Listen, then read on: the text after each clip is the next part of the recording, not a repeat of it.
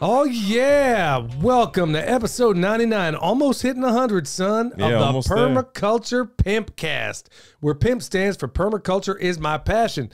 The only PIMPcast on planet Earth where we discuss permaculture, preparedness, and practical living. How you doing, buddy? Pretty good. How are you? I'm good, man.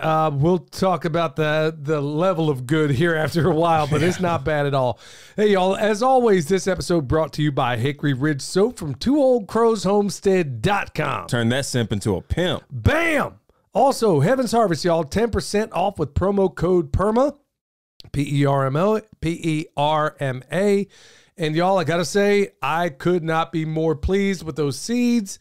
100% germination, and that's like 15% more than what they promised. So, yeah, not a bad little thing to have. There are a bunch of seeds that they're not GMO. They're heirloom. They're heirloom, yeah. They advertise them as the varieties your grandparents grew. And they are. And it's not something that's so wacky that it's not going to work. But you got to get out there and practice. You got to put foot to butt. But they also have a lot of other helpful stuff over there. We talk often about all the things you ought to put back, especially for these times, but you're going to find out that they can maybe fill in the gaps of some of your preparedness where you may not have it all set. This episode also can be checked out on the Fountain app where you can tip a pimp.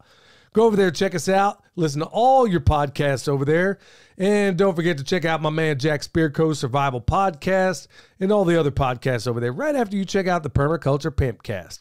So I'm not going to fool around today, y'all. Get straight into it. Tip of the day. It's going to make sense later. Fail while daring greatly. That quote is basically a snippet from Teddy Roosevelt. It's one of my favorite speeches of all time. It's called the Man in the Arena speech. And I cannot believe how unbelievable and powerful that is.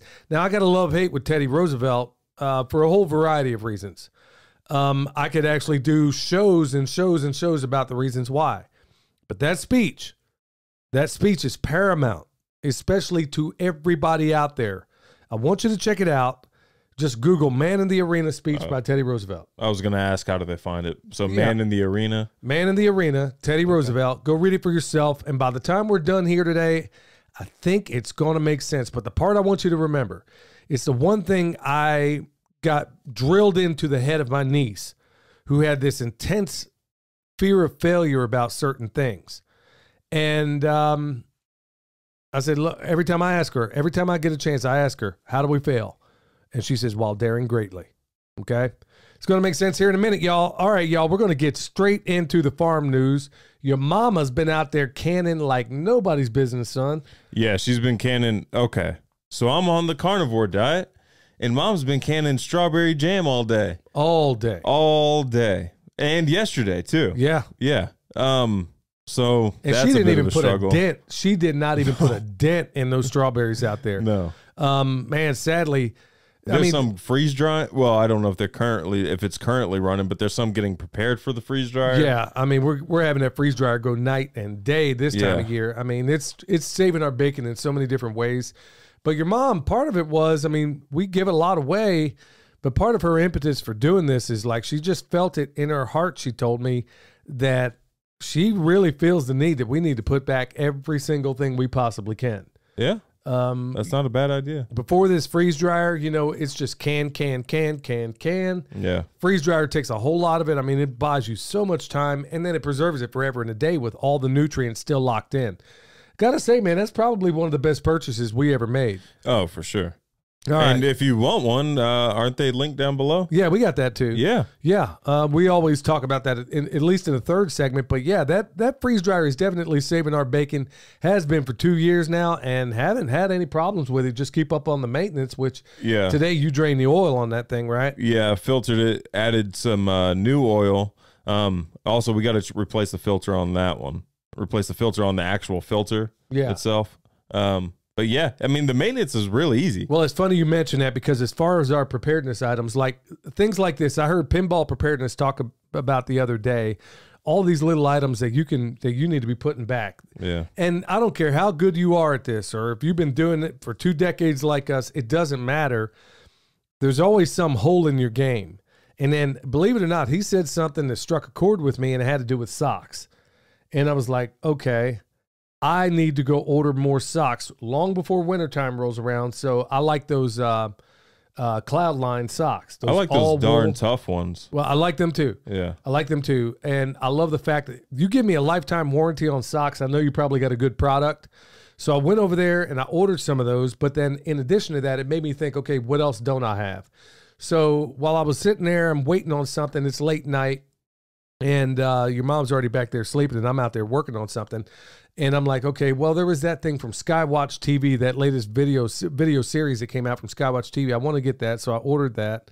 That's about the only money I really spend on myself is like socks, and then this video, socks, shirts, and like documentaries on like obscure streaming services. Yeah, I don't buy. I mean, I don't spend money. I get my joy, honestly, and I say it on YouTube all the time.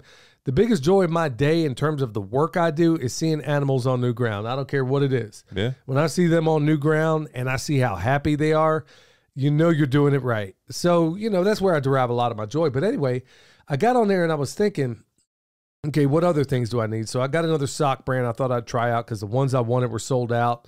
And all wool socks. Yeah. We don't stick them in the dryer. They got to air dry. Well, those darn tough ones you can dry.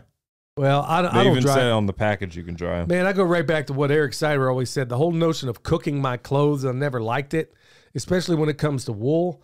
I'm making absolutely sure, man. Them suckers are getting hung out. I dry all my clothes because half the time I'm washing jiu-jitsu stuff, and instead of doing separate loads, half the time I just include it with the rest of my laundry. And I just dry everything on like a low temperature setting. Well, I'll tell you what, I mean, I've been really thinking about all those little items that we don't have enough of. And you reminded me today, like the filter for the freeze dryer. You said, hey, I got to order it. And I was like, I never ordered those before. Okay, how am I doing on Mylar bags? All right, need to get some of those too. Yeah. And oxygen absorbers, I have some, but do I have enough? So, that's all on the order thing. So, folks, in these times, not going to beat you over the head with it, but I am going to say that you have got to have your preparedness on point, no matter what that looks like. I mean, I know all of us have less money these days because of inflation. It's not that things cost more, it's just your dollar's worth less. But any spare couple of dimes you can put together to go get yourself anything extra you need, please get it done. All right. So other farm news, still got a massive pile of wood to get off the side of that mountain. And hey, before I forget about it, I want to give a shout out to LT over And We Know. Oh, yeah. Here's the crazy thing about that, y'all. You're not going to believe this. So today, I actually wrote to LT at the podcast called And We Know, okay? I had no idea that he promoted us on his channel. Yeah. Had zero idea. Didn't even know it. I wrote to him saying, hey, man, you ever want to, get your listeners tightened up on, how to feed themselves and their animals for free? Maybe you might want to talk to me. Sure enough, I'm like, how did this dude read this and put this up? What did he put it on? I mean... I have no idea. And then I find out I'm listening to his program as I'm working out in the garage. And I'm like, hold on. He says, hey, he brings up Permaculture Farm. I'm like, oh, that's real cool. And I want to thank whoever, turned him on to us. I do appreciate it. So we went on to repairing the driveway today. So me, your mom got that squared away. So got the truck inspected too. Yeah. Got that truck inspected, and I'm glad the driveway's done. So at least I'll get joy of having one day where it's functional before Kendra and Emily absolutely destroy it. Okay, hold on. They don't destroy it until there's like a single bump. Once there's a bump, then everything's falling apart. But as long as it stays flat, everything's fine. But if there's a single bump. Yeah, I'm like, okay, I got a rear wheel drive truck and I get up and I ain't slipping. Man, they get up yesterday. Emily stopped and then I'm hearing rocks. And then Kendra, she's driving off the road to get up the hill. Once there's a bump, then those two cars, you can't do anything. That's how steep this property is. Man, I gotta see about what it's going to take to pave this thing, man. I'll at least look into it. We can at least regrade it first, and then there's other things we can do before we repave it. Well, we'll have to check it out. Yeah. Yesterday, doing my running around, rolled by Target. Yeah, to get footage for an upcoming video. I rolled by Target. I said, you know what? Let me go inside here. Now, I hear about this boycott that's going on, but I'll tell you what, it ain't applying in Asheville because every fruitcake this side of Mississippi was in Target, and I'm talking guys and gals alike. I went through the baby section, and there was another guy, a young guy in there. He was filming. I don't know what he was filming for. I ended up pulling him off to the side and said a couple of words, said hi and what's up, how's it going? Apparently, all of the people that are upset about Target taking that stuff off the shelf, I wish I'd have got video footage of this. They literally took all the other clothes in the baby section and threw them on the floor, the ones that didn't have Pride stuff. And then you go to another section of the store, I did get video of this, where they got Pride this and Pride that. And then, you know, and then I hear today Bud Light, I think I saw it on Mike Adams' things, Bud Light is actually doubling down. I think they gave $200,000 to LGBTQIZ, whatever the case may be. And I'm like, do you not know who your customers are? People are making jokes like, hey, you look like the kind of guy that would be drinking a Bud Light in front of Target. Yeah. You know your you business. can imagine what that. You know you are done with your demographic. When Bud Light is what, I mean, a lot of the guys I used to work with, man, I'm sure that's what they drink when they go to the lake. Not anymore. Nope. Not anymore. Anybody with testosterone is like, yeah, I don't think so. But I don't know what There's plenty of jokes to be said that we can't say on here. Well, I tell you what, I'm untuckable. Yeah, we're the untuckables. Too big to tuck. I like big tucks, and I cannot lie, man. This thing can go every kind of way imaginable. And honestly, the best thing with a lot of this stuff is just to make fun of it. This is the one thing that the people, especially in the levers of power, all around this world, the thing they hate most, according to Lou Rockwell, and he's right, is to be laughed at, to be mocked. All the things that they want you to take seriously. If you don't, they don't know how to work with it. But on another note, son, before I move on from there, so I went to Target and then I stopped by this coffee shop that's like alongside the river. I'm not going to say who they are, but I'm out there and I get some coffee because I'm thinking, okay, on this diet I'm doing, man, you know, I could drink coffee, so let me go over here and get some. I get over there, get this coffee, and sure enough, it's like, I'm like, man, I look over there, I'm like, what's up with all those women over there? I get closer as I'm drinking this coffee. I just try to do this lap. And I'm like, oh, dude, look like a lady. Those ain't women, dude. And there's like a gang of them out there. I don't know if they're taking this LGBT whatever thing on steroids, but they were all out in this park by the coffee shop. I've never seen so many ugly women in my life. And yeah, I mean like these were men. They don't even try. They don't even try. They just throw on a dress. They just decide, like, today I'm going to be a woman and throw on a dress with their like half mullet and full beard. Well, I'll tell you what really freaked me out. And this is on another same day. I go into a health food store as I'm checking out. Not really. I had to go into this health food store and get some, something for your mom. Some of these mushrooms from Paul Stamets or whatever. So I go into this place and I get these mushrooms. And as I'm checking out, I even wrote this down because I was like, nobody's ever going to believe this, but I remember it. The guy's wearing a shirt. He stinks like nobody's business. It's like all of these Satanists, for some reason, have to stink. It's like part of their sacrament. 5 different colors of hair. Okay, that's your business. And then I see a shirt, and it's like in the image of a U.S. flag. But the flag is entirely, the red, white, and blue, everything is made entirely out of upside-down crosses.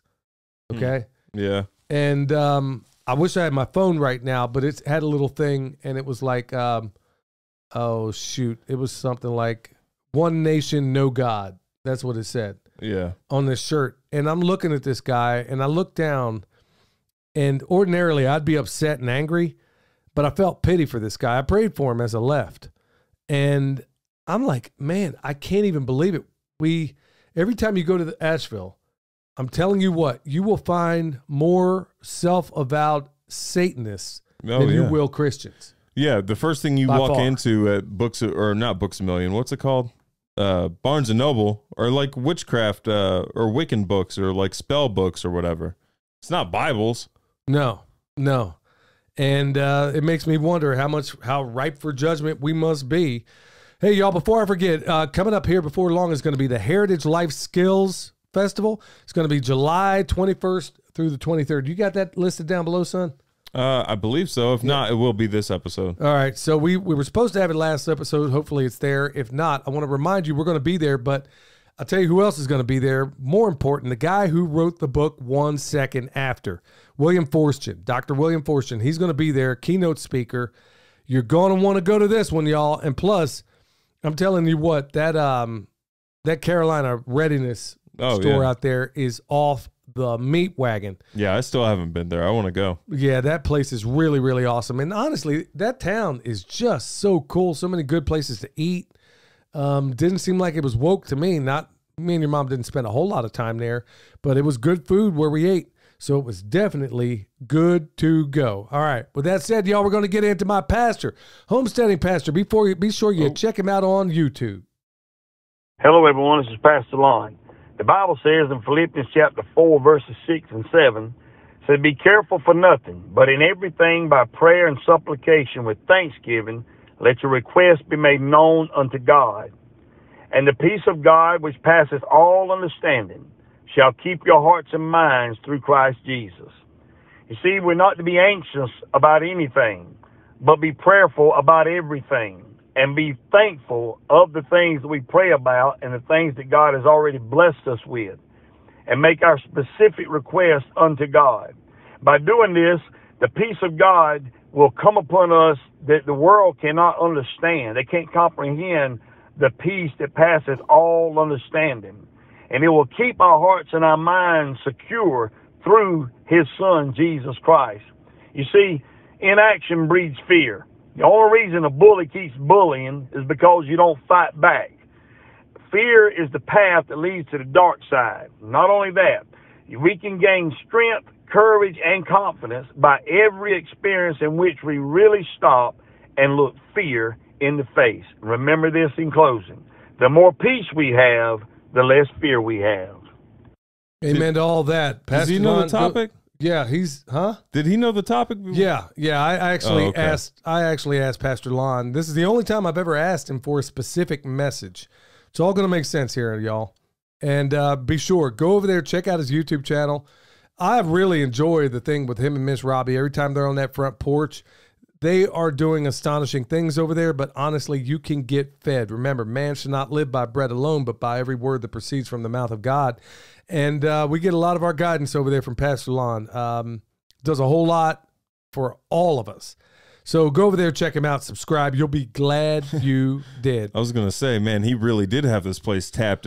No, he has in the past. Yeah. It's like in the past, it was like, good night. No, this is the one time I've ever asked him, could he do a particular message? It's all going to make sense here in a minute. But let's get into the bad news, good news section. All right, check this one out.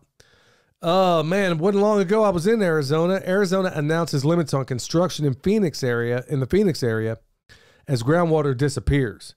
You're in a desert. It's because y'all keep funneling it out, too. Yeah, you're in a desert. You're not recharging your aquifers. And this is the consequence of what happens in a place like that. And I was talking to somebody recently how it floored me. There was only one house that I saw my whole time there that did anything in terms of rainwater capturing. Only one house. Two houses. Let me take that back. The Earthship actually collects its own rainwater. And I'm not even sure, even on that roof, it is enough for them to supply their own needs, even though he's collecting every drop of rain that comes off that house. I don't even think that's enough. Well, there was a guy who just commented, apparently he lives in the same area as that guy.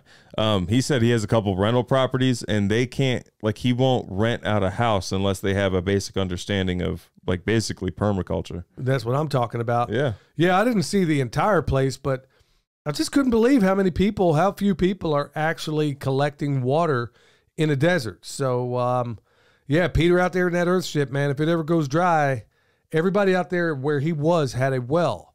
And I'm like, okay, man, is anybody doing anything to recharge these aquifers? No. The idea is whenever they get these rains, these torrential rains, they basically just divert everything away. I'm like, good night, man. The whole notion of capturing this, I had dreams literally about how cool it would be to green that desert because it can be done. Yeah. Yeah, especially with what we're learning now. I wonder how much faster it could be done. Yeah, we could do it with just regular means, but I think we could turbocharge it. I know that we can kick it on another level. All right, so let's get into the good news. All right, so What is a Woman? That documentary that came out a while ago reaches #1 for streaming movies on Rotten Tomatoes. Even though the powers that shouldn't be did everything they possibly could to try to suppress that movie, I actually, that's one I'm going to buy.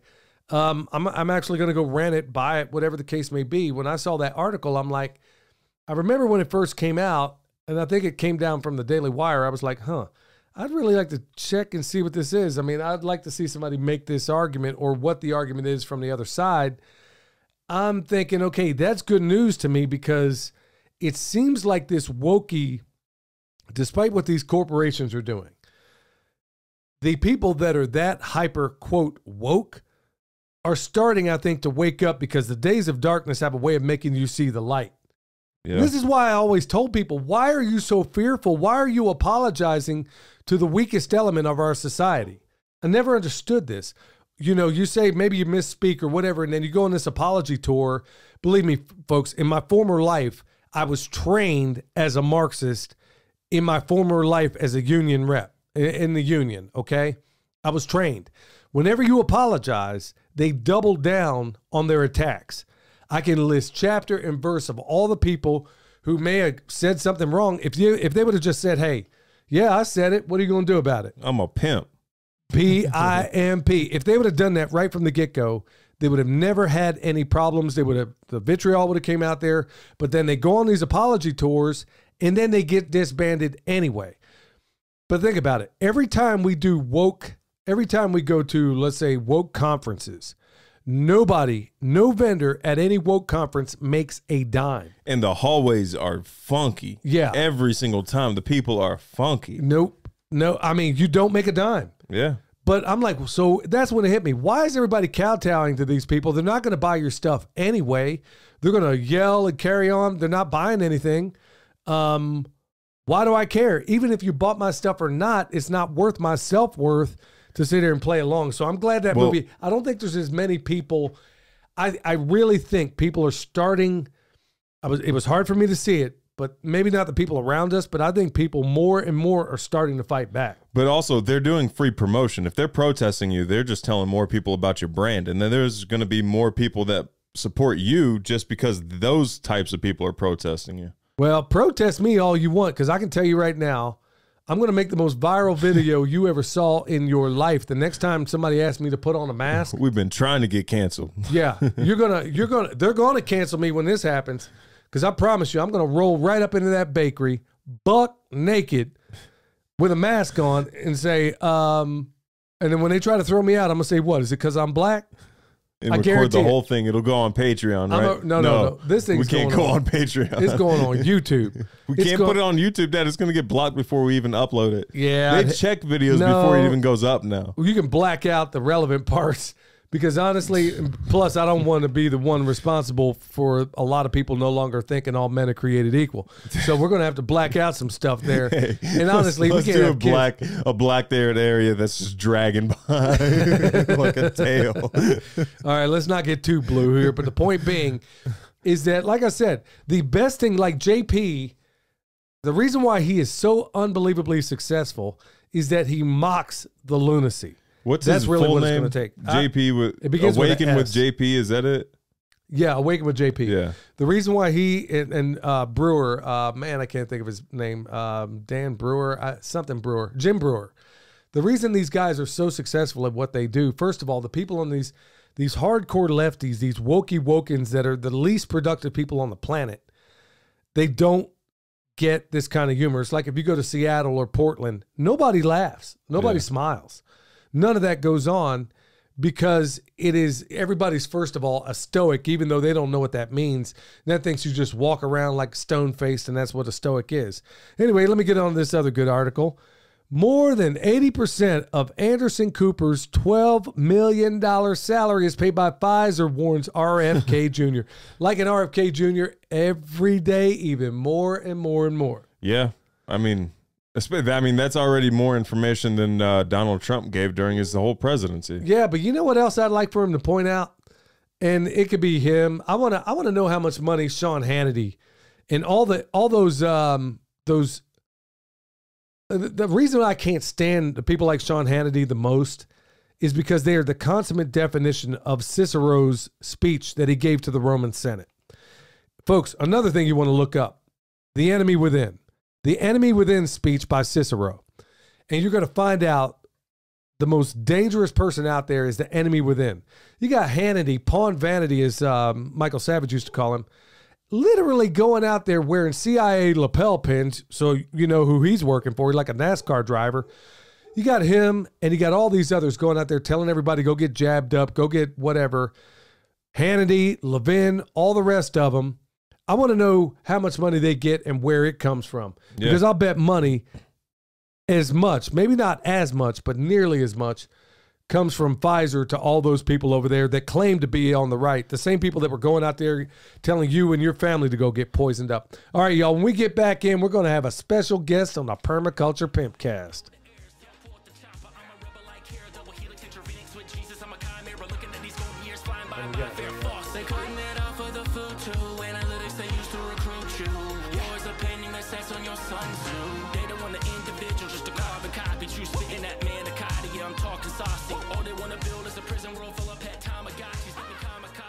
All right, y'all. All right. So here it is. My new sidekick over here is, yeah, you might want to put on those headphones, honey. Yeah, I got the Homestead honey up in here, a.k.a. the Permaculture Princess, a.k.a. Michelle. And I'm probably going to have a whole bunch of different titles before it's all said and done. But she's sitting in the co-host chair right now. How you doing, honey? With our special guest. You got to get closer, With honey. our special guest, Thuggy. Thuggy? Ginger. I don't hear your mom. In fact, I don't even hear me. We had us. Okay. So apparently that was all messed up. I had us all on mute because I thought she's going to be making a bunch of racket over here. My special guest right now on the Permaculture PIMPcast is the Homestead honey. It's actually Ginger. Ginger. She's our special guest. We have to give an update on Ginger. It's not Ginger. It's Thuggy. It's Thugnificent. You like Thugnificent, don't you? She's all fixed, and now she can go back outside and run around and catch all the mice. Yeah, you're a killer. Show me your war face. Yeah, she is definitely a stone cold killer out there at night. And then Michelle brings this cat during the hay with mice juice all over her, rolling up in this house. But anyway, when I told her, hey, you got to come on this podcast earlier, or PIMPcast earlier today, only thing she can think of is, I'm bringing my cat. People want an update. No, Michelle, you are the Ellie Mae Clampett of Permapastures Farm. And folks, she thought the Beverly Hillbillies was a documentary. I kid you not. No. But we're going to get right down to it. Let me explain to you, first of all, before we get into this main topic, this segment brought to you by EMP Shield. Remember, $50 off with promo code PERMA. Give you 1,001 reasons why you might want to check that one out. But anyway, you know where to go to find it. Anyway. All right, y'all. This is one of those cathartic episodes again, and something I think that might be a very big help for a number of people out there that may be struggling with something that secretly I was struggling with. Okay. Let me kind of lay this out. This whole week, I didn't tell anybody what I was going to. Today, as we record this, is Monday. And probably since last Monday, I've been failing every single day, every day, on my power list. Anybody that's been around a while, you know what that is. I make a list of the 5 things that got to get done that day. And every single day for the previous 6 days until today, I've been failing. Reason why is because, and I wish now I'd have brought that list up in here, but the reason why is I would go through, I got everything done on that list, save one thing. That one thing was send out the new book that I co-wrote to Joel Salatin. Send it out to Jack Spirko. Send it out to David the Good. Send it out to Ann of All Trades. Send it out to Jason from Sow the Land. Send it out to all these people to either get them to write a foreword, or in the case of Jack, where it's the intro, or in the case of Joel Salatin, the foreword. Now, with everybody else, I meant to say, for a blurb on the back of the book. So I have the copy of it, and I haven't done it for 5 days, 6 days. Fact is, and I admitted it to my family this morning when we were getting ready to do chores, And I was kind of embarrassed, but I figured I had to say it. I said, look, I've been failing my list consistently because of fear. And what I was fearful about was, folks, this sounds absolutely ridiculous when you get down to it, is I've done things in my life that most people would never think about doing. I won't go down the list of what that is, but the list is long and very long. And so the whole notion of writing a book and putting it out there felt like I was laying myself so bare, more than I ever have before. In fact, the most uncomfortable thing, one of the most uncomfortable thing I ever did was the podcast I did right here on this show about the permaculture, how I became the permaculture pimp daddy or something like that. And when it was all said and done, I felt good about it. But honestly, I was secretly holding in the fear I had, the fear of rejection, the fear of somebody saying, hey, this is awful, or hey, I don't like this. And going right back to what I said in the tip of the show, fail while daring greatly. Well, something I forgot for about a week. And then what I learned from Joel Salatin, if it's worth doing, then it's worth doing poorly at first. Well, there's some things in my book that you're not justified doing poorly at first, especially if people are spending their money on it in the form of a book. And I mean, it's not a magnum opus. It's not anything like that. But the whole notion of reaching out to some of my friends and acquaintances and people that I look up to, asking them to look at this thing, examine it, was honestly fearful to me. To the point that I was so embarrassed that I came clean with my family this morning. And I told William and Michelle this morning before we got started. And you'll find out, folks, that when you admit your failure, your fear, the things you've been struggling with to the people you love, believe it or not, it turns out being cathartic for them as well, which brings me to the Homestead honey. So what did you tell me? As soon as I got finished telling you what I was going through, it was a little bit later because you usually take time to think about things before you start talking about them. But what did you tell me you were struggling with? First of all, I just want to say thank you to everybody that was praying. Those prayers meant a lot to me, and I can't tell you how much I appreciate it. But the thing that I've been struggling with lately... Before we get into that, the people that are new here are going to wonder what you're talking about. I lost the little bottle baby that we had raised, and so Billy and William had told people on the podcast, and we got a bunch of messages saying, hey, we're praying for you. And that meant a lot to me. And I just wanted to say thank you to everybody. But the thing that I was fearful of, was we're going through this soil food web course, which is something, it's pretty new information to us. And you have to go through this and learn the microscope course, learn what you're looking at, relearn how to use a microscope. There's all these things that you have to relearn. And at first, when I first started, also there was the just overwhelming information that you're given at the time when you start the course. And it's all in 50 different places, it seems like. So I'm trying to figure out all this information, figure out what I'm supposed to do. But the biggest thing for me is anything classroom, scholastic based, because it takes me right back to school. Specifically, probably middle school is when it started, where I just did not, learning was just a struggle. Sitting in a classroom and reading is not the way that I learn. So it was a struggle. And instead of working hard and getting to the other side of it, I just gave up because I just didn't think that I was smart enough to do it. So it's that whole feeling just came back again, where I was like, I'm better outside doing stuff with my hands, this book learning, and it's just not for me, and it's something I struggle with. But I just was determined to figure it out.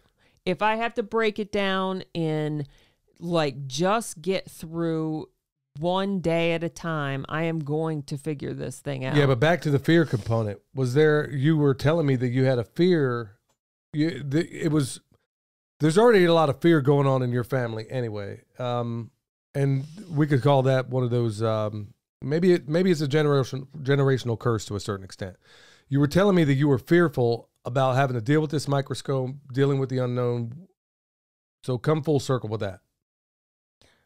I guess, what do you mean come full circle? Like, well, you didn't really address the fear that you told me you were having this morning about having to go back, look under a microscope, learn all these new skills. Right. It's a new skill. But you were fearful. Right. And I was like, okay, this is something that I haven't done. I haven't looked under a microscope in years. So your typical reaction was to go ahead and kind of recoil. So my typical reaction that runs through my mind every time is, I'm just not going to do this because I'm just not smart enough to do it. Like, other people are smart enough to do it, but I'm just not one of those people.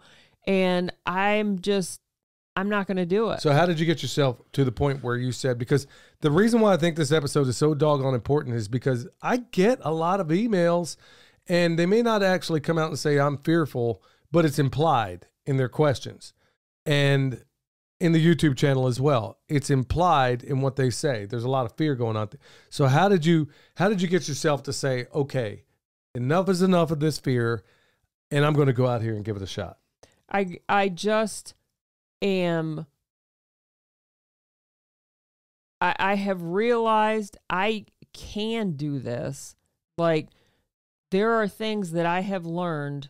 I can do this. I just, and also there's a saying, there's more than one saying, but it's a lot. I've seen it a lot lately, where it's essentially whatever you're afraid of, you have got to run towards that fear. Yeah.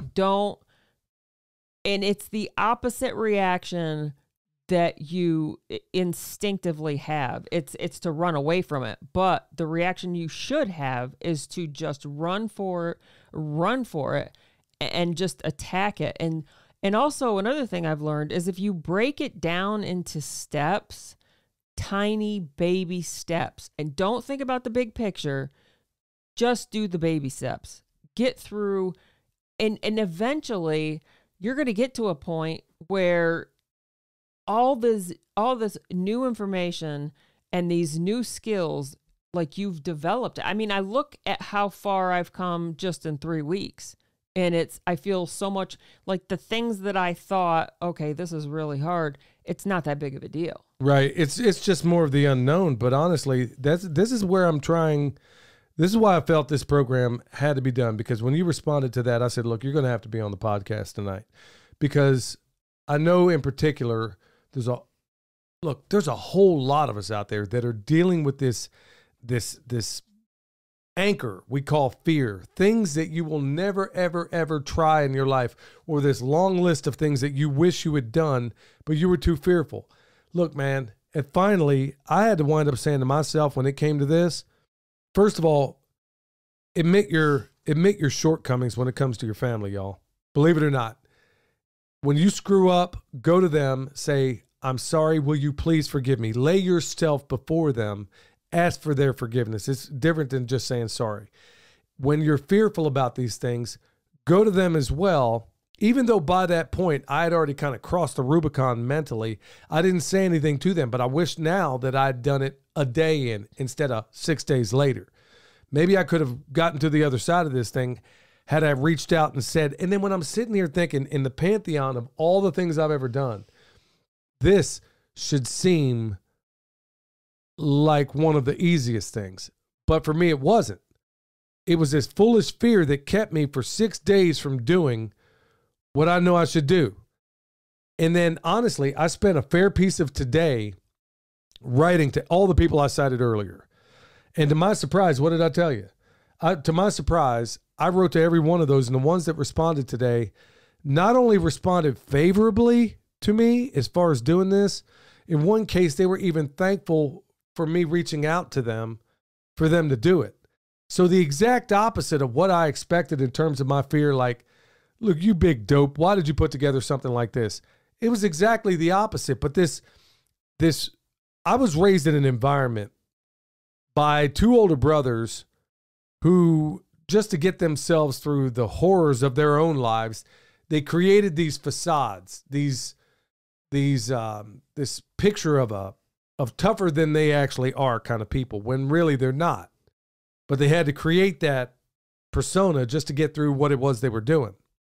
And so they raised me and my younger brother with this notion that you can't ever fail, you can't ever do this. And then I look over the course of their lives and realize how many things they never even tried, because admitting that you failed, the fear of failure kept them from living a full life.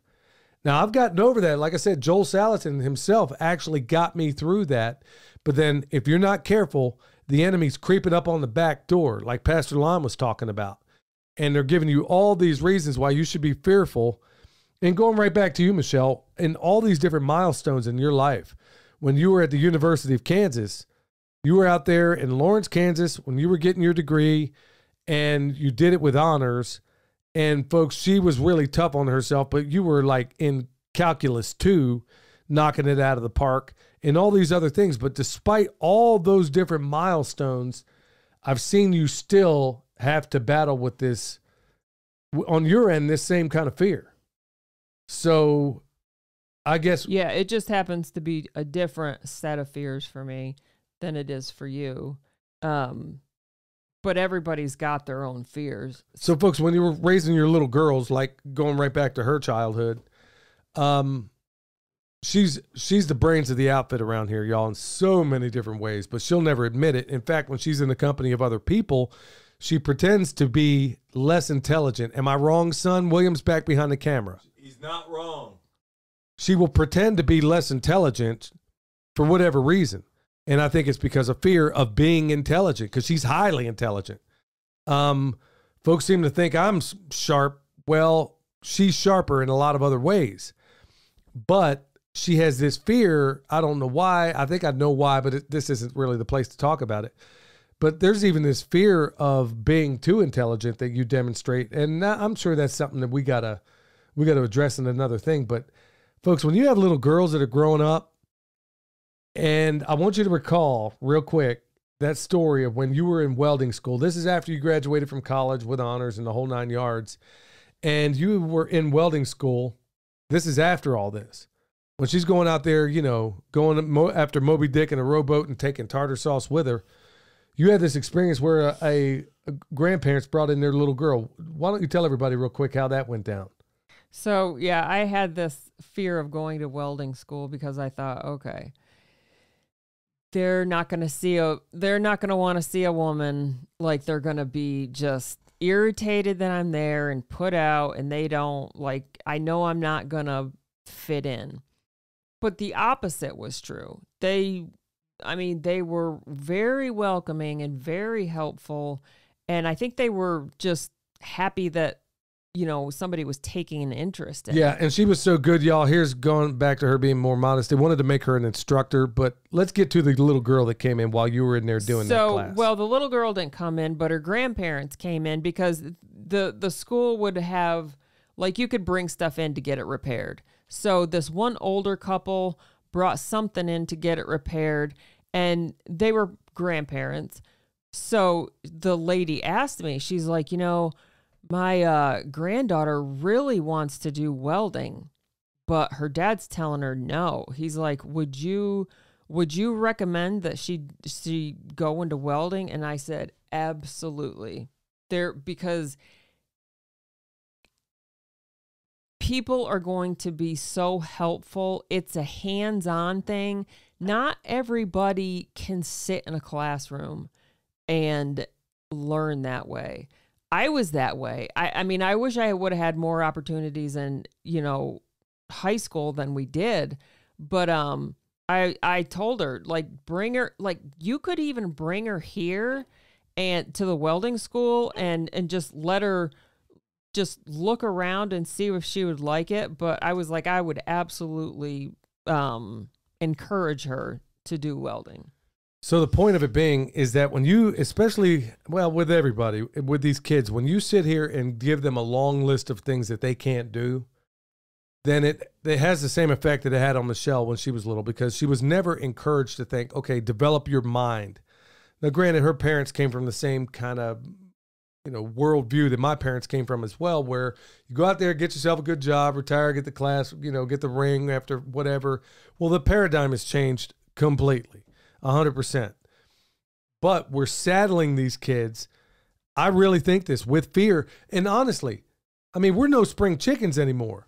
So if you and I are still struggling despite all that we have accomplished, if I am still struggling with this, then I know within this listening audience, there's a whole lot of you out there that are struggling just as much as the two of us are. Whether it's me and you're doing something that is so far outside of your wheelhouse, you never imagined yourself doing it and you're afraid, or it's like Michelle, where it's a new task and you go right back to what you were in 7th grade, where you never, you put all towards sports and physical activities, but she didn't put anywhere near because there was no focus on that. When her mind is as sharp as a tack, and she never had a chance to develop it. So even despite all those years of that idiotic training that I got, and it was idiotic, I mean, with the benefit of hindsight, and the mistakes that were done with you folks, a number of you out there, you're our same age, or maybe you're older, perhaps you're a little bit younger, and you're saddled with asinine fear, going right back to what we talk about in this podcast, permaculture, preparedness, and practical living. There's a number of you out there that aren't getting started on that project. That's why I did the doggone project of how to tackle a big one all by yourself. Do it 45 minutes at a time. But you never get started because you're already failed before you start. Well, fail while daring greatly. Or maybe you're somebody out there who's thinking about, oh, shoot, I want to take a permaculture design course, but I don't think I'm smart enough. Mom and dad told me ever since I'm a little girl, I'm a dumb man. I hated this. Worked with a guy who had a blonde daughter, and she would do something. Oh, she's just a dumb blonde. She came out on the job one day to go drop him off something. And then it was like some running joke, and she was like, huh. And I was so sickening put out by it. This is years ago, back when we lived in Oklahoma. And the girl, you could tell, anybody with any sense at all could tell this girl he said it in front of everybody else. And here it is for the rest of her life. She's going to probably very intelligent, but has already been taught and trained to believe that she couldn't be. And so what is that? So when she's challenged with anything, oh, let's just be fearful. Or another little girl that you and I know of told, oh, well, when you grow, got to stay pretty because when you grow up, who do they tell her to marry? Got to marry a doctor. Got to marry a doctor instead of just be the doctor your doggone self. So I know that there's a lot of people out there struggling with this fear that was probably implanted in you, because what is that transition in our minds that makes us go from being a kid that feels like you can do anything and you try? What's that transition in everybody's life that makes us go from that to being a slave to the grind? Well, I know it has to do with some of the compulsory education. It has to do with a number of other things. But folks, if we are to get ourselves and our country out of this morass, this what seems like a hopeless state of affairs right now, then we got to stand up and start kicking butt. And it all starts with us, and it all starts with dealing with the fear that we have. Folks, I'm laying myself bare here, and I asked her to do the same thing because I know that there's at least one person in this audience that this is going to help. So I can't thank you enough. So y'all, I want to give a big shout out to my Homestead honey. Look, y'all, she ain't the best in the business for nothing. Thanks a lot, honey. I know a lot of people are helped out there.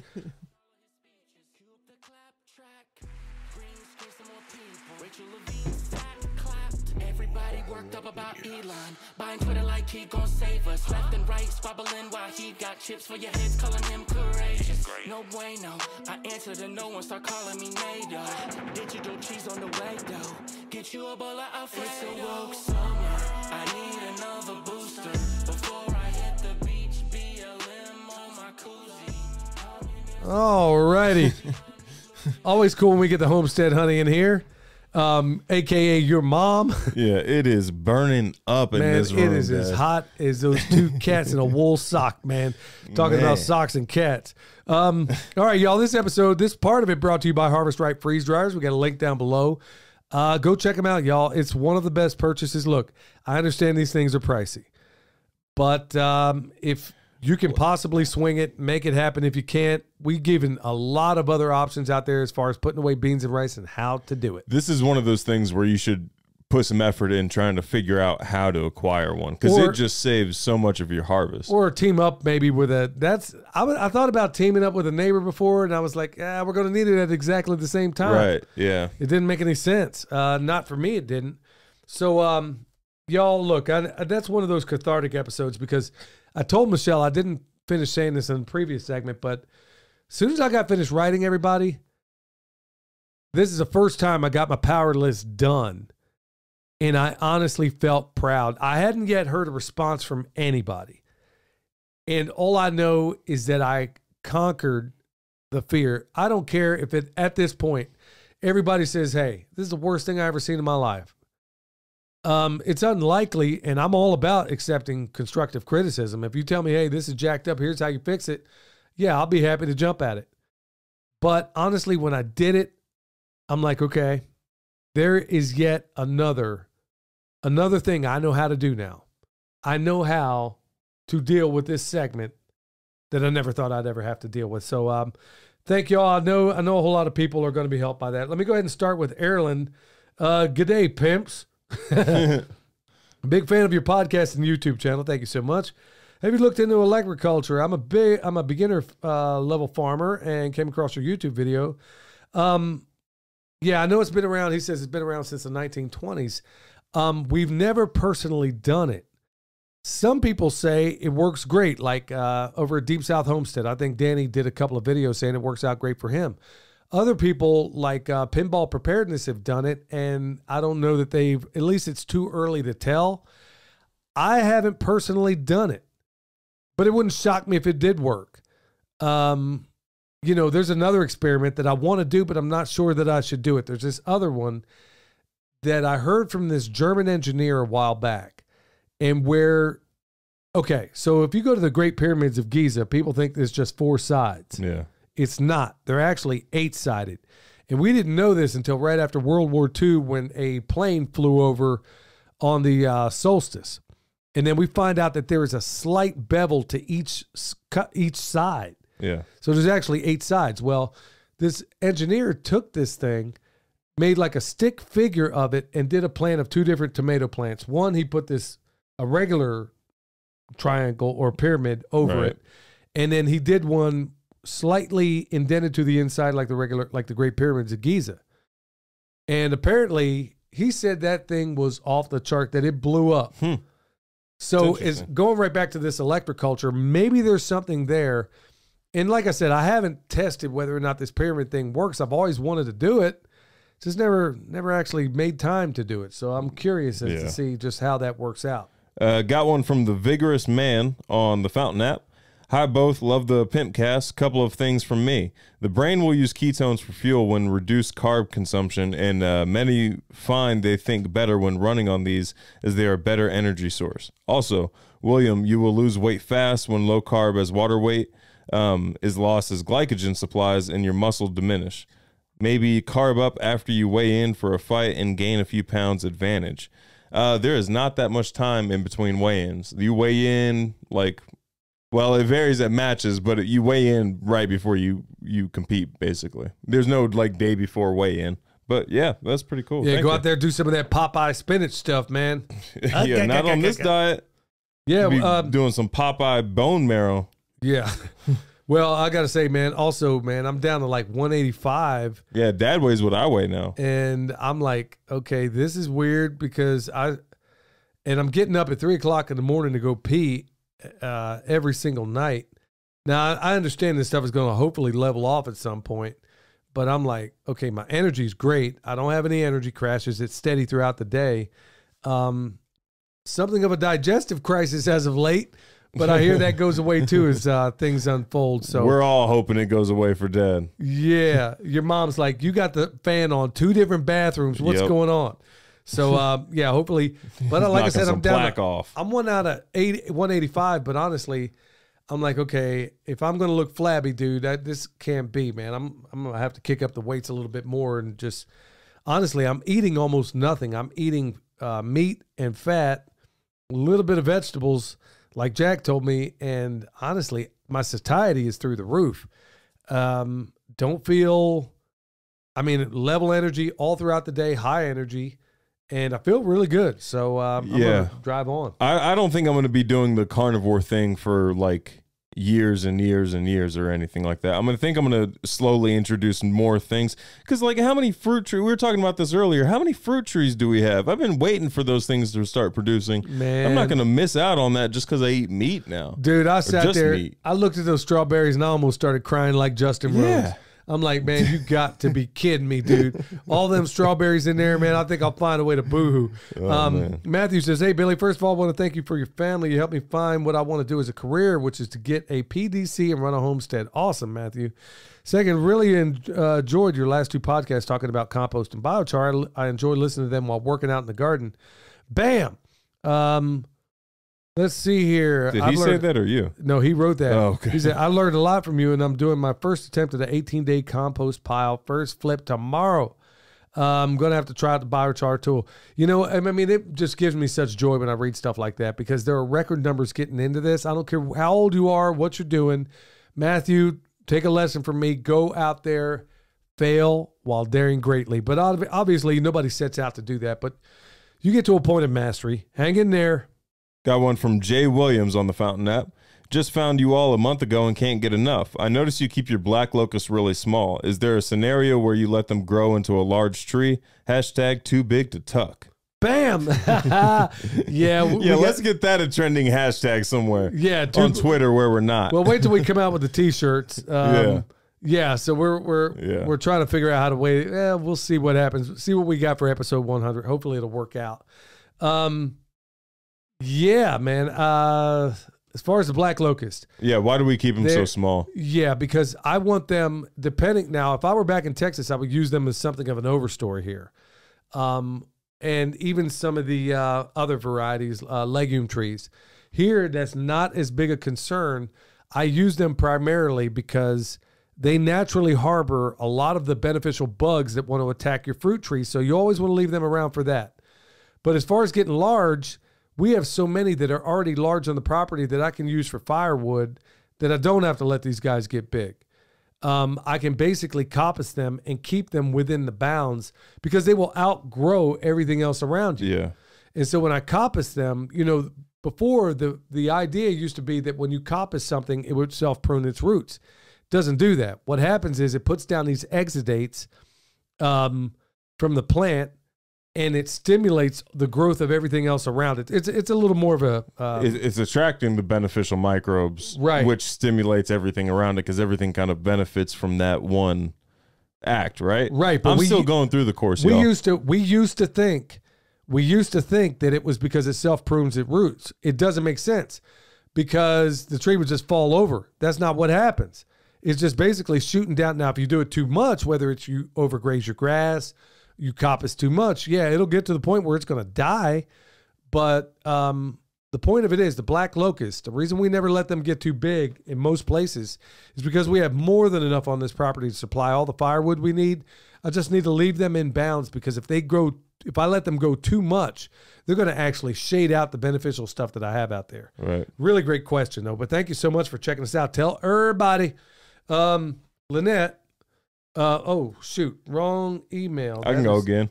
I got one from the Fountain app, user 6740. Hello, gents. What do you think about using beneficial nematodes to fight pests, specifically ticks? But what I really need to know is if I use triple pack from Arbico, what could be some DEFs? I don't have any chickens to help with pests yet, and I don't want to use chemicals. He leaves a link here. We can't click on it through this app. Thanks for any insight, James. Now, as far as those nematodes, I don't know that unless it's going to wipe out, unless those nematodes, you got root feeding nematodes, you got bacterial feeding nematodes, you have fungal feeding nematodes, you have omnivore nematodes, and you got, I mean, every type of nematode you can possibly predatory nematodes. Yeah, I just did that class. You got to think about all the different types of nematodes out there, and whether or not they're going to interrupt the life cycle of a pest like a tick. I really don't know. That's something I would like to find out. The thing is, if anything, a tick they're not going to do a whole lot to a tick that I know of. I'll have to seek and find out. But right now, I could see them. Maybe there's some way it might interrupt the life cycle of a tick. But honestly, that is a really good question. I don't have the answer, so I'll have to look into it. I don't know. I mean, maybe it's a claim that company specifically makes. But I don't know if nematodes are big enough to interrupt a tick's life cycle, right? From a larvae standpoint. But even then, that would still be much larger than a I don't know. nematode. I don't know, but a nematode, you're going to look at it on 100x on your microscope, so it's considerably larger than a lot of other things out there. That being the case, is that I'm sitting here like I'm thinking the only way I can see it interrupting. I mean, I don't know. I got to look into it. I really don't have a good answer on that. There might be some way. I mean, that's a really good question. Yeah. I tell you what, if you can solve that problem, ooh, you're going to make some money, nephew. Yeah. Got one here from Jeff and Shelly. Question on comfrey. If I purchase more rootstock, then I'm ready to actually plant out. Would you recommend a method of holding and storing my extra roots until I can get them in the ground? Probably start them in a tray or compost or shade or refrigerate. You can leave them in the fridge for how long do you think, son? Like 3 to 4 months. Yeah. I mean, saying that, we've left some in there considerably longer, threw them out there, grew them, and they did fine. People are writing to me telling me they forgot about them a year ago and they're out there planting them. It's not recommended. It's always best to get them. But you have options. You can sit there. You can do what Eric Seidig used to do, is put them in those fabric pots. Yeah. You can put them in regular pots. You can leave them in there for a while, but they're not going to keep forever. I think every day that they're sitting in the refrigerator is a day that it could be outside somewhere putting in roots. But also make sure that's where you want it too, because it ain't going anywhere after you plant it there and it gets established. Yeah. Yeah, so you got, the cool thing is that with comfrey, you got options. Yeah. Wouldn't leave it in the fridge forever and a day though. Yeah. If you got a guerrilla garden, that's one of the things I've been wanting to do with some of these other things, is I'm going to actually guerrilla garden some comfrey somewhere, stop sign, someplace you're going to remember it, maybe alongside the road. I mean, what's the worst that could happen? Guerrilla garden other people's like flower beds. Yeah. Next spring they just have like 5 comfrey. They got little purple up. flowers popping up out of there, and they got no idea what they did. So you got options. Got one from Heath Hass on the YouTube channel, Permaculture PIMPcast. Check us out there. It's linked down below. Hold the mind and stay the course, gents. You have this northern hillbilly preacher having people wondering why in the world I'm sharing how I've been taking advice from a pimp. It creates a door for me for some great conversation. Working on a successful batch of 18-day compost and getting ready for the chicken tractor on steroids. Hallelujah. Many blessings to you both. Here's to being victors in faith and not victims of circumstance. Shalom. HCH. That's what I'm talking about. Yeah. Hey, if anybody wants to see it also, nothing wrong with the 18-day pile, but remember, you're going to flip that thing a minimum of 8 times. It could be double that. This new method we're teaching over on Patreon, you can sign up at Patreon for as little as $1 or as much as $25, depending on what you feel like you want to give. And we're teaching this method over there. It seems like a number of people are really digging it. We're not all the way done yet, but basically we're showing you how to do it. We're taking a bunch of different dogs to the hunt as far as how we're doing this process. But essentially, you're making compost with basically 2-3 flips at the most. And then if you want to refine it more, you can speed up the process by doing some other tricks we're going to show you. Really open for like however you want to do it. Seems like it's not. I don't, by that I mean like if you want it to stop after 3, you can, or depending on what you're going to do with it, you can interact with it more.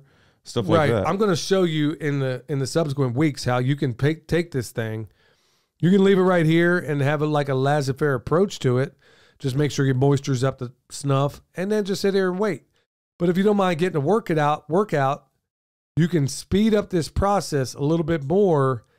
Now, keep in mind, you keep flipping that compost, you keep screwing up your your mycelial layer. Your hyphae. Yeah. So you're going to want to make absolutely sure that you get to a point where you leave it alone, let it cure, let your fungal stuff do its work. That's important. So anyway, I'm glad. Hey, y'all, let me just say it like this. For everybody that's out there, everybody was going on about, oh, we can't do this, we can't do that because we don't have nitrogen-based fertilizers. Guess what? You don't need them. If you learn how to make really good compost and we're showing you how to do it, this is why you've never once seen us say, go out there and get triple 13 or this or that or 10, 20, 10. We've never used it. We don't have to. As long as you got that life in your soil, as long as you're making good compost, you can tweak it to whatever you got to be going. So let's say I'm putting in a food forest. I know I want it to be heavily fungal. Or let's say I'm using it in the pasture. Well, I want it 50-50 fungal and bacteria. You see? When you know how to do these things, you never have to worry about whether or not you got a supply of nitrogen-based fertilizer. Besides, that's a like Jim Garris wrote the book Kick the Hay Habit. Well, maybe one needs to be written called Kick the Nitrogen or Fertilizer Habit. Because all you're doing is kicking a bunch of salts down into your property. Look, if it's soluble in water, it's basically a salt. You get the right life in your soil, you really don't need to do much else. Once you get it in balance, just maintain it. Yes. Unless you do something foolish like, don't cover it up, which nature doesn't like to be bare. Or if you do something foolish like you spray some junk on it, 7 dust, whatever the case, you're going to start right back over at square one. You're going to kill everything in the soil that makes it soil. You're turning your soil into dirt. So, folks, I didn't mean to go on that sidekick, but that's the whole reason why we went back to the basics and said, let's talk and teach everybody how to make this compost. Better still, you want to make me very happy? Send me a video or send me a picture of the compost that you make using these methods. Better still. No, send us a picture. We'll take a compilation, post it. My point being is that what's more important, I want you to go out there and teach others how to do it. Okay, you're learning from us. Develop it. It doesn't take that long to do it. And then start other classes because those are people that are not going to be competition when things get stupid. And they're almost certainly going to do it sooner rather than later. Got one from Trash Can Bees on the YouTube channel. Sorry, this question is kind of long, but I was wondering if the comfrey salve might be helpful for pain associated with endometriosis. I have a friend who is severely afflicted by it, and she's had one surgery to remove a lot of the scar tissue, but she actually needs a second one soon to get the rest. In the meantime, though, she has been having unbearable pain. Would the comfrey salve help reduce the cramping as well as promote healing internally, or is it better for more of a topical uses? Thank you. I don't know if I'd be using this stuff on the inside, but I mean, I don't know that it would hurt anything, but I wouldn't do it. I mean, it's meant for topical use exclusively, but there's a reason they call this stuff knit bone, I mean, it gets down in there. It gets in there. I don't know if it's going to work on endometriosis because, number one, usually from what I've heard, I'm no expert. It seems as if a number of people have had relief from that by getting their diet squared away. It seems as if this carnivore diet has helped a lot of women in terms of the endometriosis. I would look into it. And then also some of the work from Mark Sisson. You might want to look into that as well. As far as comfrey salve works on so many wonderful things, it does, but whether it does it on endometriosis, I really don't know. I'd give it a shot. Topically, but also, topically, don't go cutting yourself and packing it in there or anything like that. But also, if you grow the plant itself, you can make a poultice out of the leaf and maybe wrap the area in that. Give it a shot. Let us know. Yeah. Right here from Dave. I was wondering if you do on-site permaculture design consulting and design. Dave, we get this a lot. And what do we always tell everybody? We send them to Eric Sider, who can do it online. It's linked down below. He does outstanding consultations. He's worked under Jeff. He does consultations for Jeff Lawton. Yeah, he does consultations for Jeff Lawton. But we link him down below, and he can hook you up pretty much online. Yeah, he's one of the best designers. You're not going to find anybody better. Yeah. And frankly, we're just up to our eyeballs with so many different things. I thank you for thinking of us. But honestly, check out the link below. You will be glad you did. And a lot of people ask about consultations and stuff like that. You can't go wrong with Eric, y'all. No. Also, he's got the ballingest permaculture t-shirts you're ever going to find. So go check those out as well. Yeah, also get a consultation from him before he realizes how awesome he is. Yeah. Because he hadn't realized it yet. Yeah, Eric, he's very humble guy, very knowledgeable, sharp in so many, eats, drinks, breathes, everything else, permaculture. And yeah, he's just one of those, evil geniuses out there, but he's not evil. All right, y'all. Hopefully this show, I hope it wasn't a downer for anybody. For me, it was very cathartic. And hopefully I'm going to sleep very well tonight, and I think your mom too, because this is something I really had to get off my mind. I mean, I didn't plan on taking this past my family, but when I realized she came to me and said, hey, okay, now that you brought this up, here's what I'm dealing with, then I realized immediately this is something that everybody could probably benefit from. All right, y'all. We love y'all, and we thank you so much for your support. Until next time, stay alert. Stay alive.